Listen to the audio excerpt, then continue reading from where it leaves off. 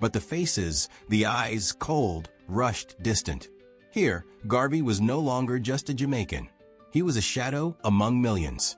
A man of color in a city that barely acknowledged his existence, unless to sneer at it.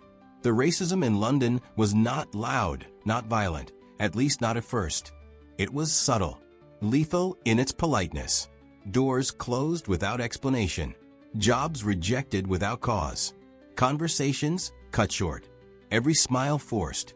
Every nod, a gesture of reluctant tolerance. Still, Garvey endured.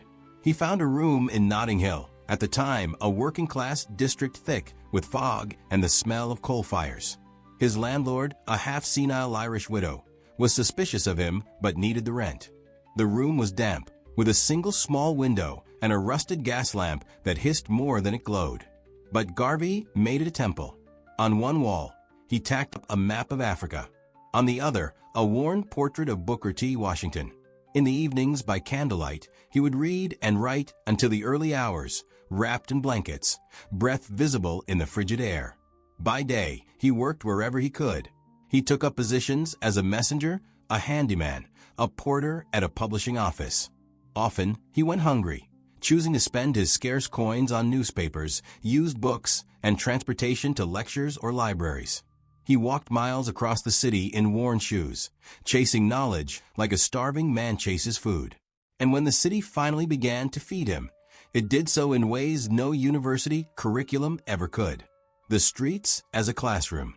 Garvey enrolled in classes at Birkbeck College, a night school known for serving working-class men who sought higher education without privilege. There, he studied law, philosophy, and political science. He absorbed everything with a fierce hunger: legal theory, economic structures, global history.